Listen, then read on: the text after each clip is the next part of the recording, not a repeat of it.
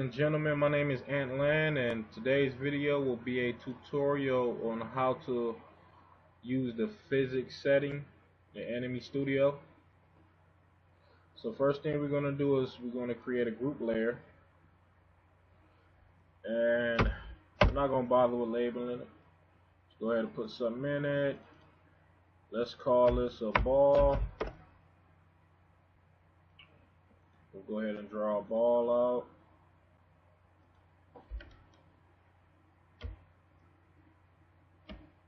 And our next vector layer will be, let's call that the ground, G-R-O-U-N-D. We're going to make a ground. Select square. Alright, so we got our ball and our ground. You know, this label is physics.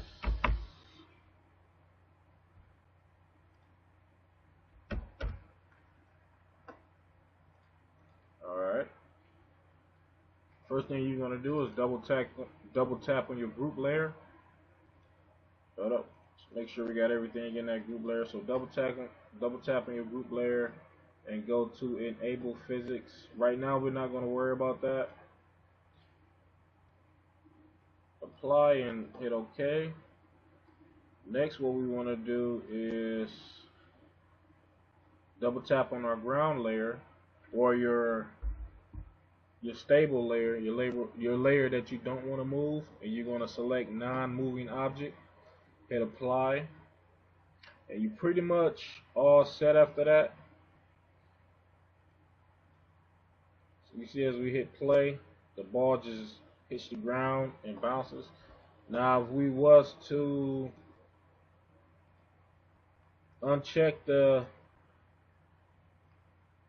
non-moving object box, both layers will just fall. Non-moving object, apply, and you can also apply more vectors, and let's do that.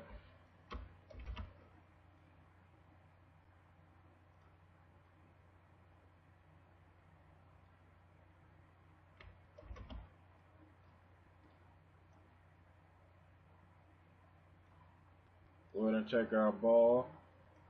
We're going to resize it. And let's start from up here, see what happens.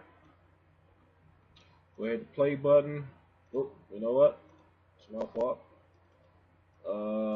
Layer 3, non-moving object. Alright, hit the play button. So bounce off of that, bounce off of that, bounce off of that. And it just keeps rolling. So, you know, that's pretty much the gist of it. You can go into the settings and control the speed, control the springiness. Like if you wanted it to bounce a lot, we can go ahead, let's get rid of this layer and go back and make it real bouncy.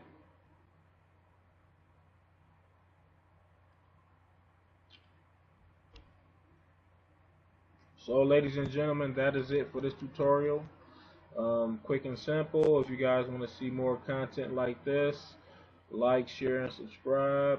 Leave a comment below to let me know what you guys would like to see, and I will see you next time.